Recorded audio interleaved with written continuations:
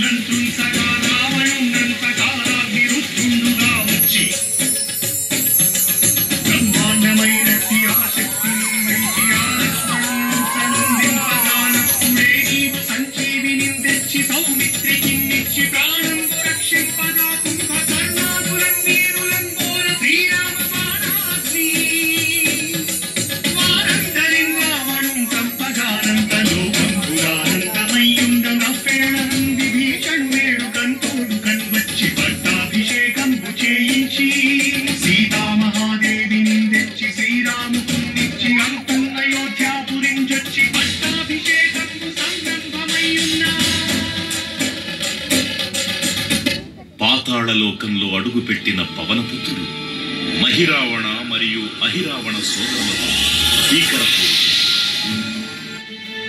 5 దిక్కులలో ఉన్న 5 దీపాలను ఒకేసారి ఆర్పడం ద్వారా మాత్రమే వారి మరణం సంభవిస్తుందని చెప్పగా అప్పుడు మహాబలి 5 ముఖాల ధారణ చేసి పంచముఖ ఆంజనేయునిగా అవతరించి ఏకకాలంలో 5 దీపాలను ఆర్పివేసి ఆ దుష్ట సోదరులను తుదముట్టిస్తారు.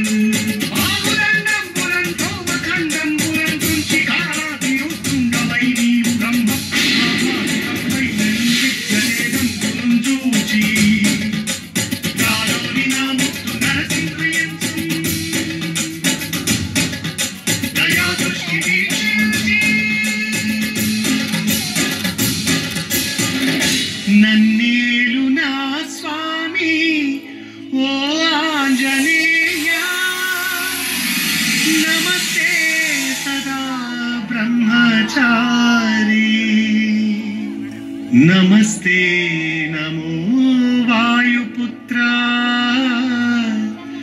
నమస్తే నమః.